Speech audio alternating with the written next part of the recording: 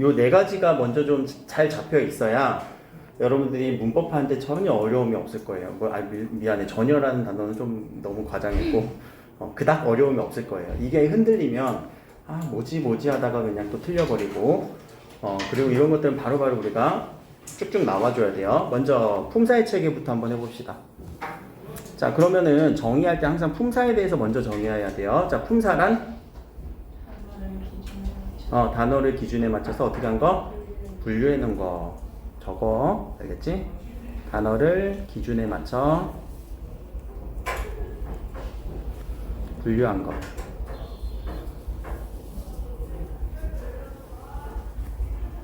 이게 품사의 정의라고 하면 되겠지? 품사란. 자, 그러면 기준에 맞춰야 된다고 했네요. 기준 몇 가지? 세 가지. 자, 세 가지 기준 얘기할 수 있어? 민준이? 모르겠어? 복습이 안 됐네요. 승효? 네. 기준 세 가지 얘기할 수 있겠어? 가변어. 가변어 그걸 뭐라고 해? 어떤 기준에 맞춰서 가변어라고 한 거야?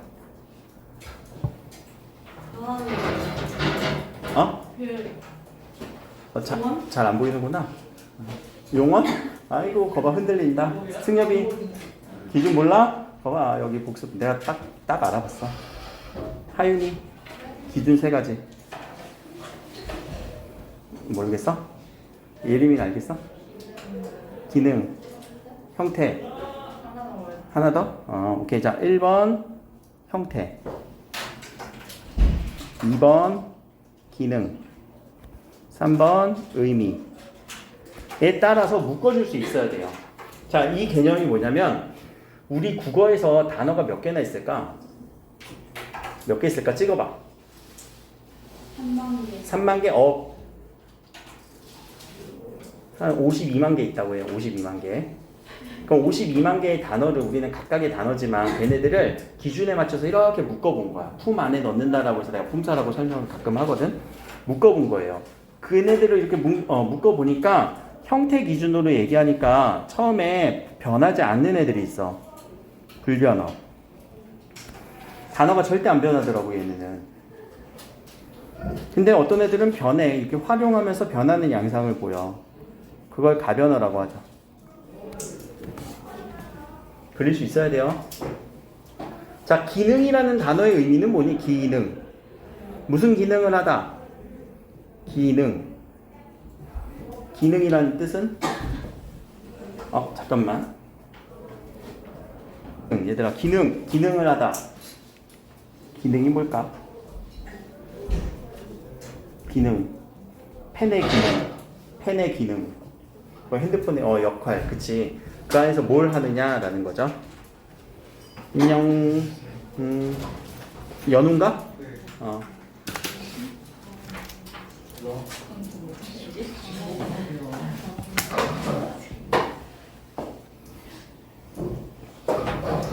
자, 그 안에서 어떤 역할을 하는가, 어떤 중요한 기능을 하는가, 어떤 행동을 하는가라고 하는 게 우리가 기능이라고 하는 단어로 얘기를 해주는 거예요. 기능이라고. 자, 그러면 기능으로 묶어보니까 체언의 기능을 한다라고 이름을 붙였어요. 체언. 요 체자가 무슨 체자라고 얘기를 했니? 몸체. 우리 신체 할 때 그 체자예요. 그러면 결국 몸의 기능을 하는 거잖아. 몸의 역할을 한다고? 얘네들이 몸이 돼 갑자기? 몸이 되는 게 아니라 몸처럼 중요한 역할을 한다는 얘기죠. 중요한 역할을 해요. 체언이 없으면은 의미가 파악이 안 돼. 여러분들이 알고 있는 명사 2개만 꺼내볼까? 아무거나. 국어, 수학. 자, 국어가 수학보다 어떻게 할래? 좋을래? 싫을래? 쉬울래? 아니면 어려울래? 좋을래? 알겠어. 좋다. 자, 이렇게 얘기를 했네. 여기서 체언 2개만 지워볼게요. 의미 파악돼요? 안 돼요? 문장에서? 전혀 안 되죠? 그래서 중요한 역할을 한다라는 의미를 붙인 거예요. 전혀 어렵지 않지? 이거 다 중학교 1학년 때 했던 거야. 자, 체언 다음에는 수식언. 수식이란 단어는 꾸며주는 기능, 꾸며주는 역할. 연우 이거 다 기억나니? 뭐 하겠어? 할 수 있겠어? 몰라, 빨리 적어. 자, 이렇게 수식어. 자, 그 다음에는 뭐가 있을까? 언으로 끝나는 애네. 언. 기억나는 거. 언으로 끝나는 품사. 용원. 용언. 오케이. 용언은 가변어예요. 그럼 자, 이때 용자는 무슨 의미일까? 활용을 한대요. 활용하면서 기능을 한대요. 활용의 기능을 한대요. 그럼 우리 국어 문법에서 활용이라고 하는 기능은 무슨 기능일까? 활용의 기능을 하는 용언이래. 활용이란 뜻은 변화하는 거예요. 어미 변화. 어미가 변화하면서 문법적 역할을 하는 거예요. 어떤 문법적 변화를 주는 거예요. 이거 그냥 백지에다 그리면서 복습하고 있어. 어미는 또 뭐야? 어미. 어디에서 나와야 되니? 어미는 뒤에 나오는 용언의 구조에서 나올 거예요. 어미는 여기에 어간과 어미가 여기 나와야 돼요. 되게 연결이 다 되지. 품사에서만 끝나는 게 아니라 얘가 용언의 구조로도 연결이 되고 형태수로 연결이 되고 문장 성분으로도 연결이 될 거야. 자, 다시 돌아옵시다. 그러니까 활용하는 기능을 가졌네요. 언으로 끝나는 애들 2개 남았다. 자, 그러니까 기능은 언으로 끝나네. 그치? 기능은 독립언. 관계형. 오케이, 관계연. 관계연이라는 거는 어떤 관계성을 나타내주는 기능을 해요. 그런 품사는 우리 이제 의미 단위로 얘기해 볼까? 얘는 무슨 사로 끝나는 거. 관계연부터 하자. 관계를 나타내주는 거는 누구의 담당? 조사의 담당이에요. 조사가 붙음으로써 얘가 목적어인지 얘가 주어인지를 다 파악을 하게끔 해주죠. 자, 이제 사자로 끝나는 거. 우리 국어에는 몇 품사니? 우리 국어 몇 품사지? 8품사라고 하신 분들이 이제 자, 영어 시간으로 올라가시고 다 나가. 오케이, 9품사예요. 8품사는 다 얘기할 수 있어? 그러면? 아, 그래? 그럼 한번 해보자. 그래, 해보자. 8품사. 명사. 동사. 부사. 형용사. 감탄사. 조사? 영어에서 조사 없지? 없지. 영어. 잉글리시. 영어 기준에서. 이게 뭐냐? 와, 빨리 영어 8품사. 대명사. 대명사. 오. 전치사. 오케이. 접속사. 오케이. 자, 그러면 이걸 왜 적었냐면 파악하라는 얘기. 여러분들 품사 구분하려 보면 영어를 더 좋아하더라고. 영어로 얘기하면 이해가 편하더라고. 알았어, 해줄게. 자, 그러면 무슨 사로 끝나는 거 우리 한번 묶어볼까? 우리 국어에 명사 있니? 그럼 어디로 넣어야 돼? 명사는 체언에 넣어줘야 되겠죠? 우리 국어에 대명사 있니? 어디에 넣어줘야 돼? 체언. 체언에 하나 더 넣어준다면 수사. 자, 수사라는 게 영어에서는 없네요. 조사도 영어에서 없네요. 그치? 자, 수식어에서는요. 관형사라는 단어 기억나? 오, 역시. 근데 왜 저번 주에 예림이 그렇게 못 썼니? 그러니까. 좀 혼자 얘기하고 있는데. 관형사 말고 부사. 그쵸? 영어에 관형사 없네요. 그쵸? 그럼 얘네들만 여러분들이 조금 더 신경 써서 정리해주면 돼. 특히 관형사 같은 경우. 자, 관형이란 말은 제가 여러 번 강조했죠. 관형이 들어가는 순간 사가 중요한 게 아니라 이 관형의 의미가 중요하다라고 했어요. 자, 관형의 뜻은 무슨 뜻이 있다고? 수식한다면 누구 수식?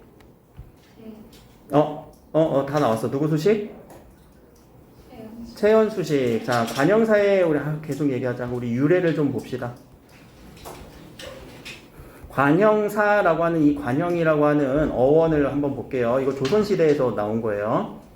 조선시대 1800 몇 년도부터 나온 단어인데 이 관자가요 옛날에 우리 조선시대에 쓰고 다녔던 갓을 의미해요. 갓관자예요. 그래서 제가 이렇게 양반이 쓰는 양반글을 예를 들어서 한번 항상 얘기를 하죠. 자, 조선시대 사람이에요, 이 사람은. 자, 그래서 관을 썼어요. 갓을 썼어요.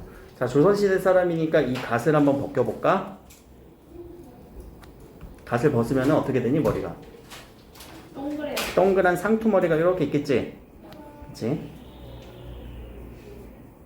자, 갓을 벗으니까 어때 보여? 혹은 갓을 쓰니까 어때 보여? 양반처럼 보이지? 좀 있어 보이지? 아, 미안해. 그림을 곁다리로 그려놓고서 있어 보인다고 이게. 그래도 좀 멋있어 보이잖아. 갓을 쓰면 좀 양반처럼 뭔가 꾸며진 듯한 느낌이잖아. 수식하는 느낌이잖아요. 그쵸? 그래서 이 대상은 누구라고요? 채연. 자, 관형이라는 뜻은 채연수식으로 그냥 바로 치환해서 생각을 하세요. 그래서 연결되는 게 관형사는 품사고요. 관형어는 아직 안 했지만 관형어는 어디서 나와야 되니? 문장 성분에서 관형이란 단어가 들어갔는데 무슨 의미라고? 30초 전에 얘기했잖아. 체언수식해주는 문장 성분. 이해됐지? 관형절은 절이긴 한데 어떤 절? 관형 뭐라고 치환하라고 했어? 체언수식하는 절. 안 되겠어? 야, 안 되겠어? 그럼 나 이번 문법 포기하려고. 포기하려고. 이거 안 되면 안 되지. 이거 될 수 있잖아. 할 수 있잖아. 조금만 더 가볼까? 관형, 사형, 전성어미는 어미 중에서 아직 안 했지만 관형 단어가 들어갔네. 누구 꾸며주는 전성어미? 체언 수식하는 전성어미. 되겠어요? 괜찮지? 관형의 뜻만 정확하게 이해해 주시면 돼요. 자, 부사 할 때 이 부자는요 2인자 부자예요. 2인자 부반장, 부회장, 부사장, 부원장님 이렇게 할 때 왜 부원장님은 님자를 붙였을까? 아무튼 자, 부자가 그 2인자를 얘기하는 부자예요. 그러면 여기 1인자는 누굴까?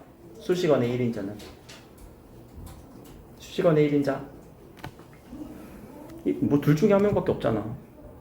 관형사가 1인자예요. 왜냐면 얘는 체험만 꾸며주면 되거든. 1인자가 하는 일이 더 적어. 부사 2인자가 하는 일이 더 많아요. 얘는 용언도 꾸며주고요. 관형사도 꾸며주고요. 부사도 꾸며주고요. 심지어 가끔가다 체언도 꾸며줘요. 체언이 없을 때, 관형사가 잠깐 출장 가 있을 때. 맞아. 대리결제 해야 되잖아. 그리고 문장 전체도 꾸며줘요. 하는 일이 많아요. 그렇게 느껴주시면 돼요. 부사라고 할 때 이 부자가 하는 일이 많다. 그래서 수식하는 일이 많다라고 의미를 형성해 주라는 얘기예요. 마찬가지야. 영어에서도. 관형사의 역할을 근데 누가 하지? 영어에서는. 그치? 궁금하네. 자, 독립원에서는 감탄사 하나 있고요. 자, 용언에는 2개 있을 것 같은데 뭐뭐 형용사와 하나 더 동사. 동사 형용사는 항상 같이 다녀야 돼. 알겠지? 용언에서. 자, 그럼 우리 또 두 번째 형용의 뜻을 제대로 파악합시다. 형용 의미 파악 제대로 하고 개념 형성한 다음에 해야 돼. 자, 형용사 할 때 저 형용의 뜻은 영어에서 형용사는 뭐 하는 애였어? 명사수식이라고 하지. 잠깐만 이상한 점. 우리 국어에서는 이 명사수식을 누가 해줘? 관형사가 하는 일인데 왜 형용사가 한다고 했을까? 이거는 영어 선생님들이 반성해야 돼요. 진짜로. 왜 형용의 뜻을 명사수식이라고 해? 잘 생각을 해봐. 형용의 의미를 얘기했지.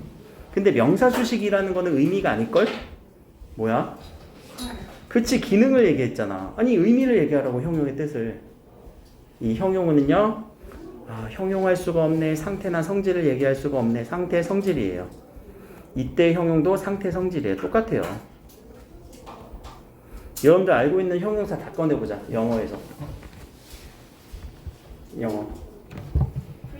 pretty 또 해피. happy 상태 아니야? 네. 성질 아니야? 프리티한 성질, 해피한 상태 또 다 꺼내봐. 내가 아닌 걸 찾아보자. 뭐가 있어? 두 개밖에 없어? 야 지금까지 형용사를 한 100개는 배웠겠다. beautiful, clean 어때? 다 맑은 성질, 아름다운 상태, 성질 다 그 안에 들어가니? 자 형용 조절해야 돼요. 이제 조정하세요. 머릿속에서 형용은 상태 성질이에요. 알겠죠? 그래 이게 의미인데 그럼 왜 명사수식이라고 이렇게 가르쳐 주는 걸까? 자, 요 얘기는 어디서 할 거예요?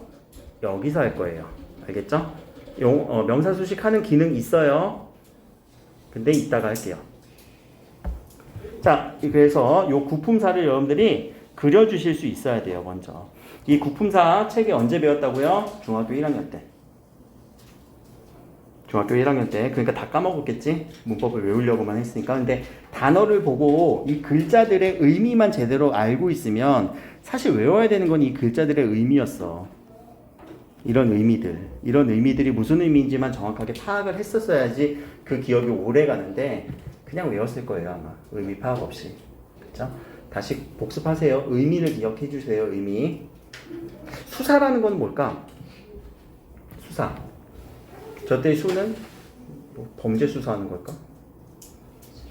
숫자와 관련된 거. 영어에서는 숫자와 관련된 걸 기수서수라고 얘기를 하지. 우리 국어에서는 그냥 수사라고 품사를 하나 만들었어요. 하나 또 궁금하다. 접속사는 어디 갈까? 접속사는 영어에는 접속사가 있지만 우리 국어에서는 어디에 넣어주냐면 다 부사로 넣어줘요. 부사가 하는 일이 많다라는 의미가 이 접속사의 역할도 해줘서 그래요. 접속 부사가 있어요. 부사 중에. 전치사의 역할은 조사가 일부 맡기도 해요. 일부 조사가 맡기도 하고 어미가 맡기도 해요. 우리 국어에서는. 자, 그래서 구품사의 체계를 그려줄 수 있느냐 없느냐 빠르게 한번 오른쪽에다가 1분 안에 빨리 그려보자. 조그맣게 여러분들의 그냥 표기로만. 불변어부터 시작해도 되고 가변어부터 시작해도 되고 1분 안에 나와야 돼요. 세언, 명대수, 수식언, 관형구, 관계연, 조사, 독립언, 감탄사, 용언, 동사형용사 끝. 알았지? 1분 안에 쭉쭉 나와야 돼. 구품사 체계 그려줘? 알았어.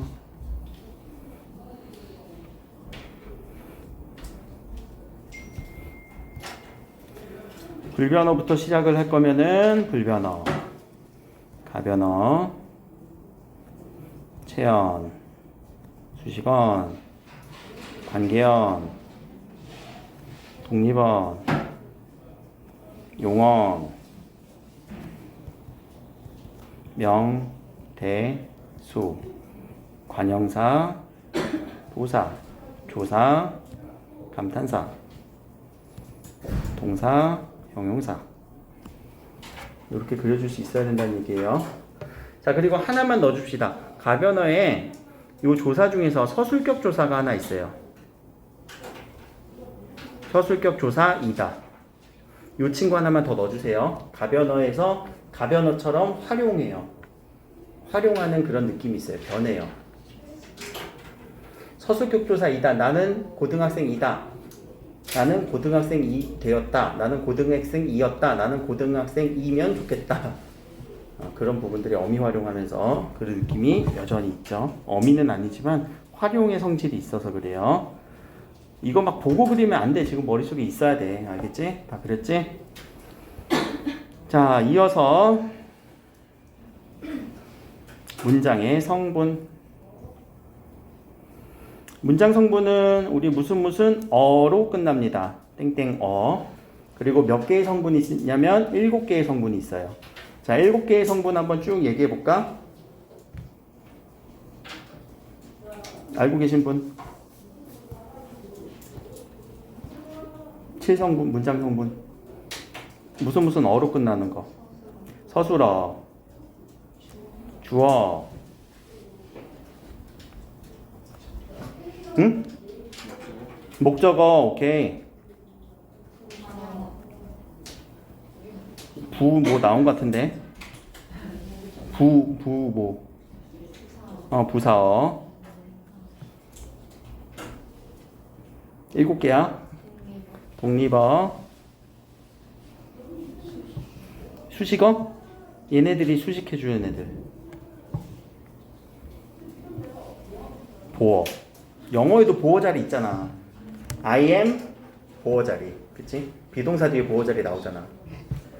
자, 주어, 서술어, 목적어, 보어를 우리는 주성분이라고 얘기를 해요. 메인 성분. 꼭 필요하다라고 생각하지 마세요. 그냥 얘가 주된 성분이고, 얘네들을 우리는 부속 성분이라고 얘기를 해요. 이건 언제 배웠을까? 중3 때 배웠죠. 문장 성분에 대해서. 자, 부속 성분이라고 하는 게 필요 없다라는 의미가 아니라 수식해준다라고 여러분들 꼭 정리해 주세요. 왜냐면 주성분이 꼭 필요하다라고 생각을 해버리면 부속 성분은 필요하지 않다라고 우리가 자동적으로 생각이 되는데 절대 그러지 않아. 부사어 중에서도 꼭 필요한 부사어 있고 관용어 중에서도 꼭 필요한 관용어들이 있어요. 그래서 수식해주는 성분이다라고 생각을 하세요. 자, 독립어는요. 독립 성분이에요. 이거 중학교 때 배운 건데 그래도 헷갈리시는 분들은 계속 쓰면서 이 책에는 알고 있어야 돼요. 여기부터 모든 게 다 시작이 돼요. 한글 맞춤법도 이 문장 성분 알아야 되고요. 품사도 알아야 되고요. 괜찮니? 자, 그럼 이 7가지 성분을 아는 데서 끝나는 게 아니라, 자, 앞에서는 우리가 품사를 얘기를 했었죠. 이쪽은 품사라는 거는 단어예요. 단어를 기준에 맞춰서 넣어준 거. 자, 문장 성분이에요. 문장 성분 같은 경우는 어떤 한 문장이 있는데, 긴 문장이 있는데 그 긴 문장을 우리가 잘라봤어. 그래서 이 부분은 주어 역할을 해. 이 부분은 서술어 역할을 해. 이 부분은 목적어 역할을 해.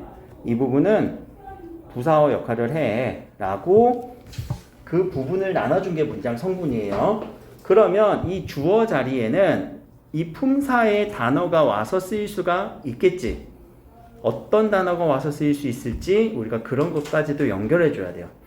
어떤 품사가 와서 쓰일 수 있는지. 목적어 자리에는 그럼 어떤 품사, 부사어 자리에는 어떤 품사, 서술어 자리에는 어떤 품사가 올 수 있는지를 우리는 그거를 연결시켜 줘야 돼요. 그냥 책에만 외우면 안 돼. 자, 그래서 먼저 체언이라고 하는 품사부터 시작을 한번 해봅시다. 자, 체언이라고 하는 품사는 미리 얘기할게요. 모든 자리에 다 갈 수 있어요. 그 역할을 체언 때문이 아니라 뒤에 누가 붙음으로써 체언 뒤에 붙는 거. 체언 뒤에 붙는 품사. 누구지? 아니야. 체언 수식이고, 체언 수식, 관형 이렇게 해버리니까 조사가 붙어야지, 조사. 조사는 체언 뒤에 붙어요. 우리 조사 예시 들어볼까? 어떤 조사이니? 응? 을을? 뭐라고? 조사가 안 나오네? 해보자. 그러면은, 자, 체언 밥이라고 하는 이 친구를 조사를 붙여서 주어 자리로 보내볼까? 밥이? 맛있다. 밥, 을은 어디로 가야 돼? 오케이, 목적어로. 서술어로 한번 해볼까? 아까 서술격 조사? 이다, 밥이다. 와, 밥이다. 와, 밥이다. 집에 가면 이럴 거 아니야? 밥이다. 아닌가? 치킨이다, 이런가? 아무튼, 보어 자리는요, 공부하셔야 돼요. 되다, 아니다 라고 하는 서술어 앞에 자리에 우리는 보어라고 얘기를 해요. 쌀이, 밥이, 되다 라고 하는 이런 느낌으로 되다 앞자리예요. 되다의 앞자리가 우리가 보어 자리예요. 그래서 갈 수 있어요. 일단 관형어 자리는요, 관형격 조사 의를 붙여줘서 보낼 수 있어요. 밥의 효과.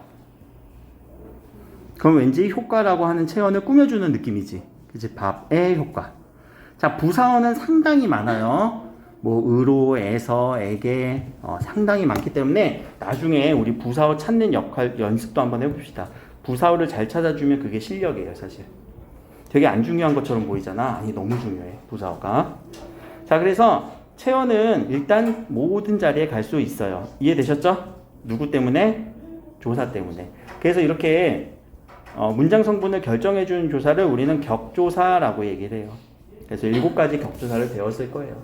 기억 안 나면 나중에 복습하면 되고. 자, 이어서 수식어에서 관형사는 어디로 갈까? 수식어에서 관형사의 역할은 뭐야? 체언을 수식하는 품사. 그러면 체언을 수식하는 자리로 가야 되겠죠. 어느 자리? 관형어 자리로. 자, 부사는 하는 일 많은 자리로 가야 되겠네. 부사어 자리로 가야 돼요. 그러니까 다른 대상들을 많이 꾸며주죠. 자, 조사는 체언과 붙어서 가는 거니까 일단 패스. 감탄사는요? 독립어로 가면 되죠. 우와, 오, 이런 것들 다 감탄사잖아. 그렇죠? 그래서 독립적으로 쓸 수 있으니까 우리에게 이제 남은 건 용언. 자, 이 용언은 기본적인 자리를 얘기해 봅시다. 어느 자리에 가서 쓸까? 기본적으로 맑다, 먹다, 자다, 졸리다. 용언은 어디로 가서 쓰여야 돼요? 서술어 자리 가서 쓰여야 돼요. 기본적이에요. 그런데 이 용언이 이따가 용언의 구조를 얘기를 하면서 다른 자리에 가서 쓰일 수도 있어요. 어디에? 관형어 자리에도 가서 쓰여요. 부사어 자리에 가서도 쓰여요. 심지어 주어나 목적어 자리에 가서도 쓰여요. 와. 그래서 이 용언을 정확하게 아는 것이 여러분들 문법을 공부하는 데 있어서 너무 중요해요. 자, 이어서 3번 용언의 구조로 갑시다. 자, 그래서 이 용언이 어떻게 이런 자리에 가서 쓰일 수 있는지 우리가 한번 보도록 할게요. 자, 밑에다 이제 그릴 거예요. 제목은 용언의 구조.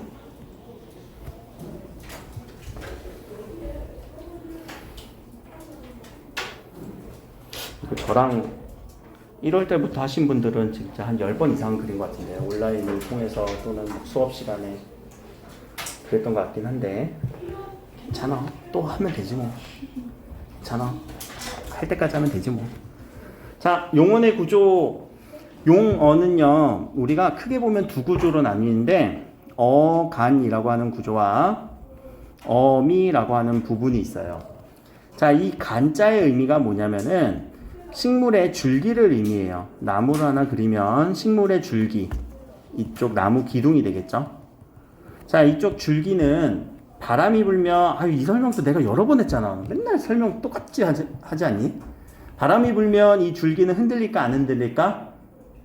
안 흔들리겠지. 그래서 어간은 변하지 않는 부분. 변하지 않는 부분.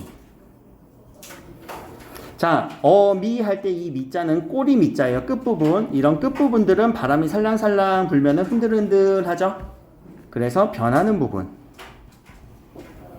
변화가 있는 부분. 그래서 용어는 활용한다라고 얘기를 할 때 이 활용은 어디서 일어나는 거예요? 어미 부분에서 활용이 일어나는 거죠. 이해되셨죠? 자, 어간 어미는 그러니까 세트로 다녀야 돼요. 어간 어미 혼자 있을 수는 없어요. 항상 얘네들이 세트로 다녀야 돼요. 그럼 우리 예시를 한번 들어볼까? 자, 어간과 어미로 나눠봅시다. 어떤 단어로? 먹다. 어디가 어간이니? 왜? 어떻게 변하지 않아? 먹고, 먹자, 먹었니, 먹네. 안 바뀌네? 그러면은 다는 어미겠죠? 거기가 계속 변하잖아요. 그러면 여러분들은 이 능력을 알고 있어야 돼. 어간과 어미를 눈으로만 찾지 마시고 항상 활용시켜 보세요. 그래야 어간과 어미를 명확하게 찾을 수 있어요. 눈으로만 한번 봐봐. 활용하지 말고 머릿속으로 활용하지 마. 먹히다는 어디까지가 어간일까? 오, 그래? 활용해봤지? 해볼까? 활용 한번 해볼까? 먹히, 네. 먹히고 어디까지가 안 변해? 히까지가 안 변하지? 해봐야 돼요. 그러니까 활용을 시켜봐야 알아요. 그러니까 활용해볼 것, 그래야 어간인지 어미인지 따져줄 수 있습니다. 눈으로만 보면은 오류가 생겨요. 항상. 자, 이제 어미를 나눌 거예요. 어미는 끝부분에 있기 때문에 어말어미라고 하기도 해요. 근데 그 어말어미 앞부분을 선어말어미라고도 얘기를 해요.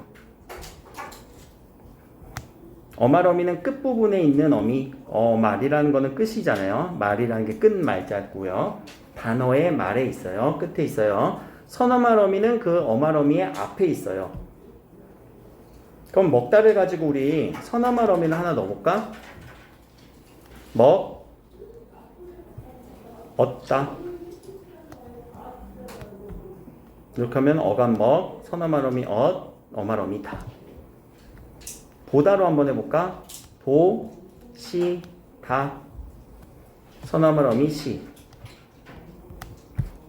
자, 그래서 이 서나말어미 부분이 엇과 시가 들어가잖아. 시제 표현이 일어나기도 하고요.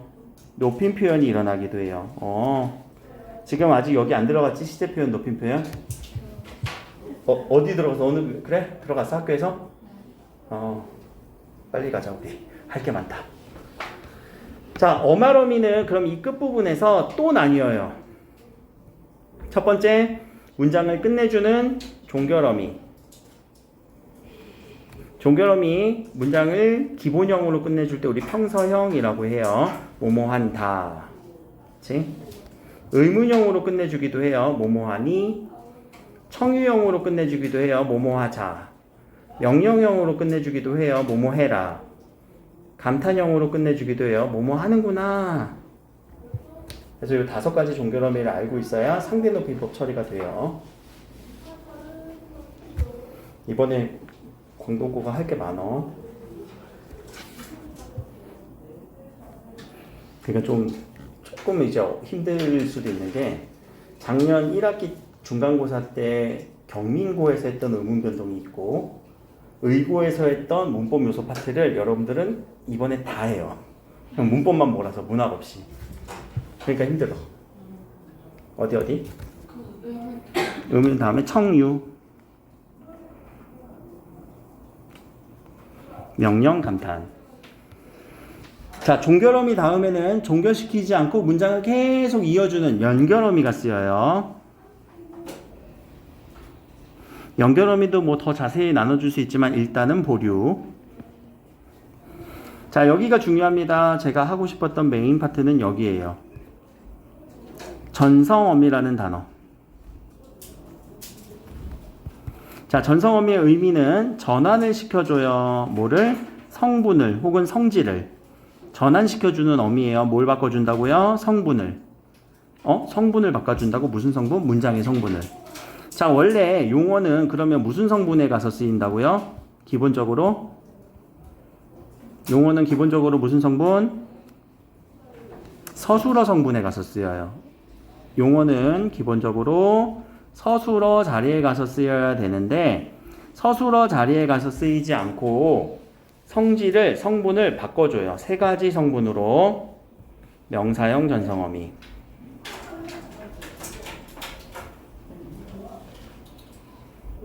부사형 전성어미,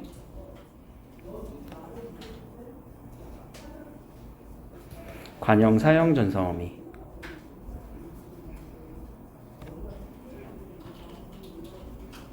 아까 품사에서 얘기를 못했는데, 자, 품사는 절대 안 변합니다. 한번 품사를 결정하면은 웬만해서는 안 바뀌어요. 그리고 우리가 임의로 바꿀 수도 없어요. 그건 학자들이 나눈 기준이기 때문에 그 기준 자체를 바꾸지 않는 한 우리가 품사를 바꿀 수는 없어요. 한번 형용사인 단어는요, 계속 형용사예요. 동사인 단어는 계속 동사예요. 근데 성분을 바꿔준다는 얘기는 품사를 바꿔준다는 얘기가 아니라 원래 서술어 자리에 가서 쓰여야 되는데 아니 다른 자리에 가서 쓰인대. 눈에 익는 단어가 하나 있네. 관형사형 전성어미. 관형. 뭐 해주는 거라고? 오케이. 그럼 체온 수식해주는 자리 어떤 자리야? 관형어 자리에 가서 되는 거예요. 이 서술어가 관형어가 돼요. 그 자리가. 원래 서술어 자리에 쓰여야 되는데. 부사형 전성어미네요. 부사어가 돼요.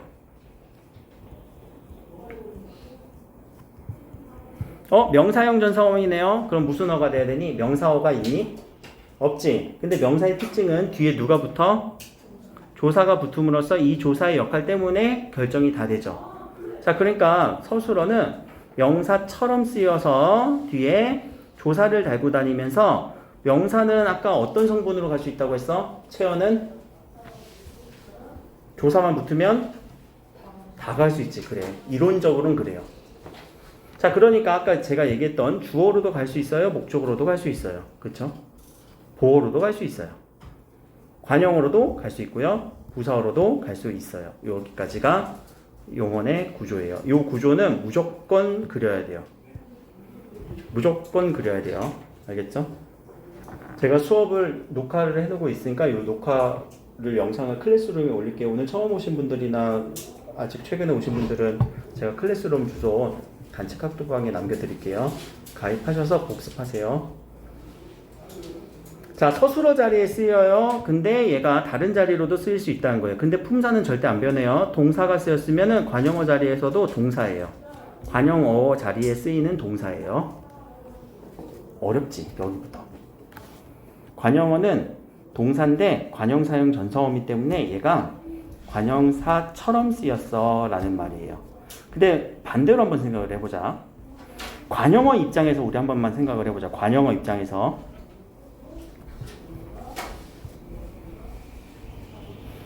관용어는 명사를 수식해주는, 체언을 수식해주는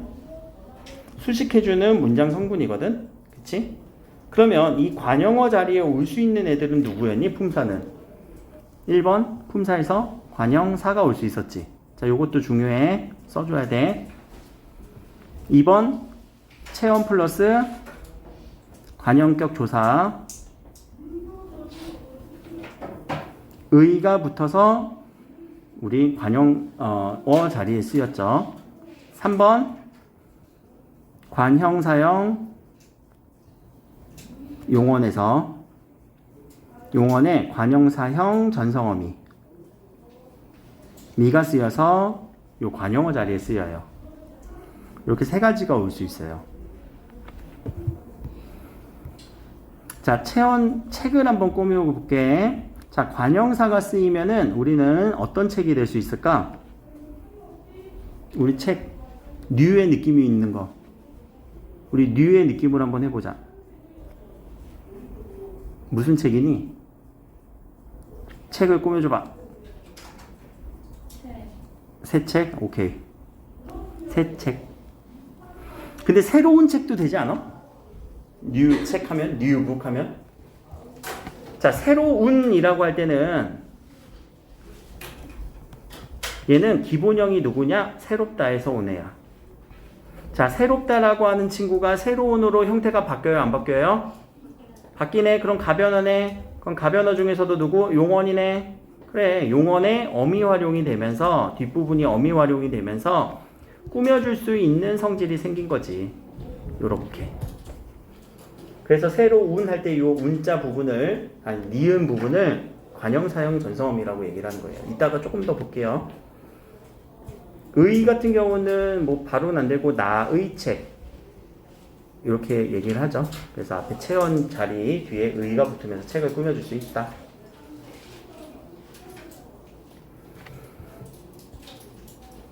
예시 한 번만 더 해볼까?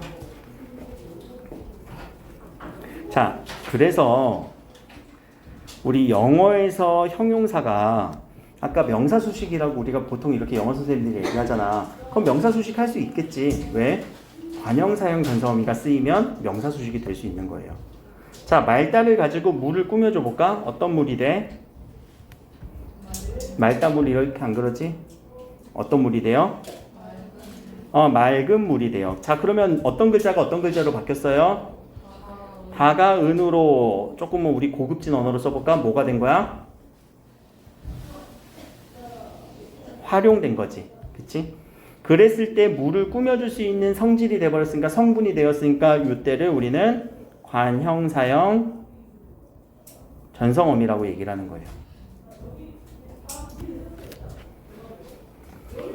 그래서 외울 수 있으면 외워도 좋아요. 명사형 전성어미는 기 두 개가 있고요.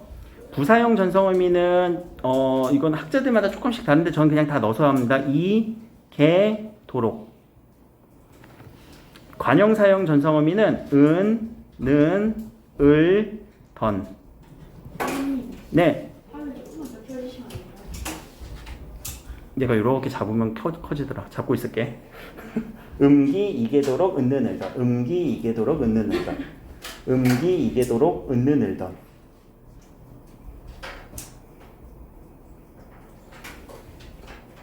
아, 여기가 최선이구나. 그래. 음기이게도록 읊는을더. 음기이게도록 읊는을더. 자, 이번에 제일 중요한 건 이 관형사형 전사음이 읊는을더이에요. 이거 정말 중요해요. 의문의 변동에서도 나와요. 맞춤법에서도 나와요. 심지어 문법 요소 파트에서도 나와요. 그러니까 이거를 여러 번 들으면서 복습하면서 백지 꺼내놓고 그려야 돼요. 알겠죠? 자, 음기이게도록 읊는을던 요 어미들이 있고요. 자, 맑다가 그러면 물만 꾸며줄 수 있느냐? 아니야. 흐르다도 꾸밀 수 있어. 흐르다. 자, 맑다를 가지고 흐르다를 한번 꾸며줘 볼까? 어떻게 흘러야 돼? 맑게. 오케이, 맑게 흘렀어요. 자, 맑게 흐르다 보면은 누가 누구로 바뀌었어? 다가 개로. 자, 이렇게 다가 개로 바뀌면서 고급진 언어 뭐가 된 거야? 활용됐죠. 자, 그럼 이 개자가 아까 얘기했던 이게도록 할 때 요 개자예요. 요 개자가 쓰이니까 부사처럼 꾸며줄 수가 있었죠. 용언을 꾸며줬죠. 뭔지는 이해됐지? 와, 이거를 막 서술하라는 얘기는 아니니까 여러분들이 그냥 이거 그냥 이렇게 쓰였구나 파악만 할 수 있으면 돼. 딱 보면은 요게 이렇게 보이기만 하면 돼요. 일단은. 자, 여기까지가 우리가 여기 얘기하는 용언의 구조까지예요. 자, 형태소는 좀 분리해서 볼 건데요. 형태소는 좀 다른 얘기예요. 형태소는 요 세 개는 꼭 연결지어서 공부를 하셔야 되고요. 형태소는 자, 형태소 단어로 뭐 빈 공간에다 써주세요. 형태소의 개념. 5분만 설명하고 이제 잠깐 쉴 거예요.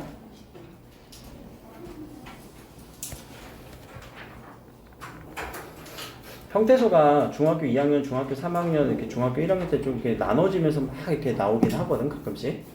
근데 형태소의 의미를 정확하게 알아야 되는데, 이 형태소는 형태를 가진 요소로 보겠다라는 거예요. 하나의 형태를 뜻을 지닌 요소로 보겠다라는 거예요. 뜻을 지닌 요소로 보겠다라는 거예요. 그래서 형태소를 뜻을 지닌 최소 단위라고 얘기를 해요. 요 뜻만 있으면 돼요. 자, 요 뜻은 그냥 구체적인 뜻일 수도 있고요. 문법의 역할을 하는 문법적 뜻일 수도 있어요. 형태 하나의 요소로 보겠다는 거야. 뜻을 지닌 최소 단위로 다 쪼개보는 거예요. 그래서 형태소는요, 아까 우리 품사는 분류하는 거 있잖아요. 이렇게 묶어주는 느낌이었잖아. 아니, 얘는 분석해야 돼요. 분석이란 단어 어려우면요, 그냥 잘게 자르는 거예요. 잘라보기. 품사는 묶어보는 거. 완전 차원이 달라. 그래서 형태소 관점으로 볼 것인지 아니면 품사 관점으로 볼 것인지로 여러분들이 컨셉을 잘 잡고 들어가야 돼. 품사로 봐야 되는데 막 형태소로 보고 있으면 안 풀려, 문제. 자, 그러면 요 뜻을 지닌 최소 단위라는 건 뭘까? get보다 우리 아까 그 시 한번 해보자. 선어만 어미 시. 얘는 그럼 형태소일까? 얘는 형태소 맞니? 의미 있어 없어? 뜻을 지녔어? 뜻 지닌 것 같아, 시는? 보시다 할 때 요 시는 뜻을 지닌 것 같니? 어떤 뜻? 그치, 높임의 문법적 의미가 가져요. 그럼 얘도 형태소예요. 잘했어요. 자, 그럼 다도 형태소 맞을까? 왜? 무슨 어미니까? 문장을 끝내주는 어미지. 끝내주는 문법적 기능을 하지. 얘도 형태소예요. 자, 보다라고 하는 눈으로 I see라고 하는 이 의미, 구체적인 의미가 여기서 잡히지? 그럼 얘가 무슨 형태소? 구체적인 의미를 나타내주는 형태소. 얘도 구체적인 형태. 여기는 문법적 형태, 여기는 문법적 형태. 자, 그래서 이런 친구들을 좀 어려운 말로 실질 형태소, 문법적 역할을 하는 거를 형식 형태소 라고 얘기를 해요. 실질 형태소와 형식 형태소. 문법적이라는 단어를 여러분들 개념을 조금만 더 정리를 합시다. 문법이라는 뜻은 무슨 뜻이니? 문법. 항상 우리 문법적, 문법적 의미, 문법에서 야, 문법 공부 좀 해 하잖아. 근데 문법의 뜻을 모르면 안 되지. 문법은 무슨 뜻일까? 법칙을 공부하는 거예요. 뭐에? 오케이, 문장에. 문장의 법칙을 공부하는 게 문법 공부예요. 그러니까 하나의 문장에서 시가 들어가면 어떤 의미가 생겨버렸어? 법칙성이 생겨버리지. 높임의 의미가 생겨버리죠. 그쵸? 이런 법칙성이 생기네? 그럼 얘도 형태소라는 얘기예요. 다 라고 얘기를 하면은 이 친구도 의미가 생기지. 어떤 의미가 생겼어? 과거의 의미가 생기죠. 오케이. 그러니까 과거의 의미가 있는 형태소. 근데 문장에 법칙성이 있으니까 무조건적으로 이제 과거의 의미가 생긴 거잖아. 그래서 형식 형태소, 문법 형태소라고 얘기를 합니다. 자, 그래서 실질 형태소인지 형식 형태소인지 구분을 하셔야 되고요. 자, 조금만 더 갈게요. 형식 형태소에 들어가는 품사들은 조사, 그리고 용언의 어미. 그러면 적어도 얘도 하나의 형태소, 얘도 하나의 형태소, 얘도 하나의 형태소니까 얘는 세 개의 형태소네. 그쵸? 그리고 보다 같은 경우는 몇 개의 형태소예요, 그러면? 보다는 두 개의 형태소네요. 그래서 용언 같은 경우는 기본적으로 형태소 두 개로 이루어진 거예요. 기본적으로 최소. 근데 얘가 네 개의 형태소까지도 갈 수 있어. 보시 얻다. 그럼 얘는 각각 의미가 다 다르지?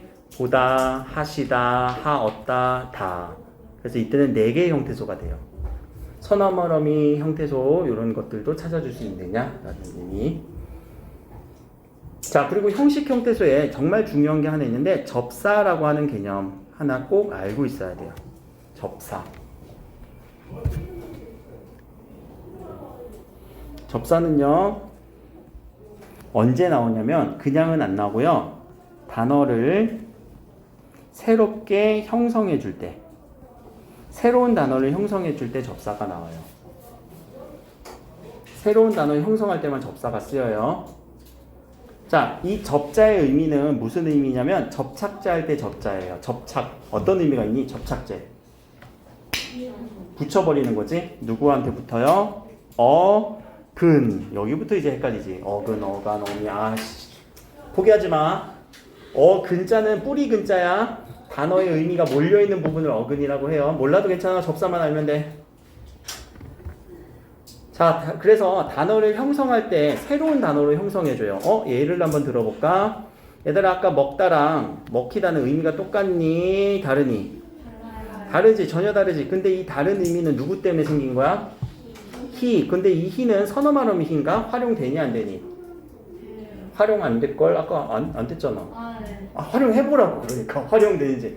여기까지가 어간이잖아. 그치?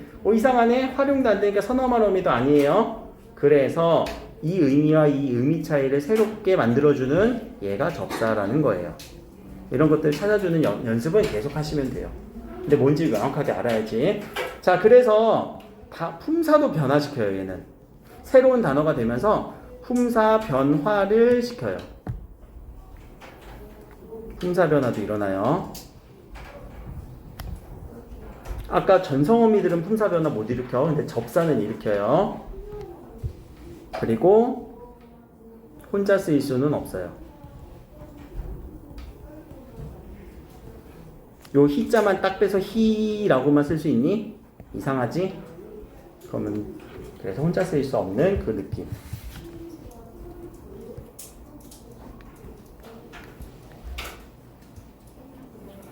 오늘 요거 설명할 수 있으면 일단 쉬는 시간 할 건데.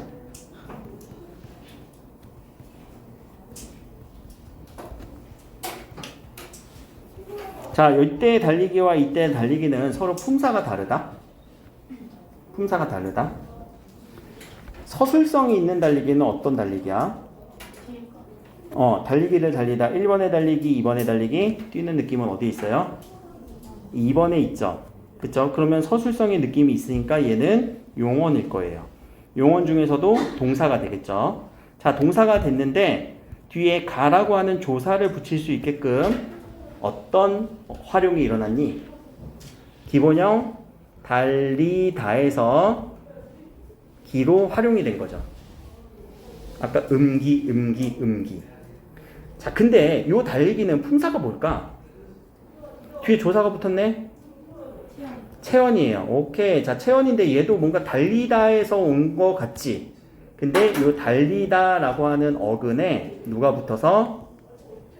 D라고 하는 접사가 붙어서 명사로 새로운 품사 변화를 일으키면서 새로운 단어가 형성됐어요. 자, 그래서 이때는 접사기라고 얘기를 해요. 아, 그냥 다르구나 라고만 생각하시면 돼요. 알겠죠? 아직은 이 접사의 개념을 명확하게 알 필요는 없고, 아, 이런 게 있다. 이런 단어, 이런 개념이 있었구나 정도까지만. 얘를 복습을 엄청 하셔야 된다는 얘기. 알겠죠?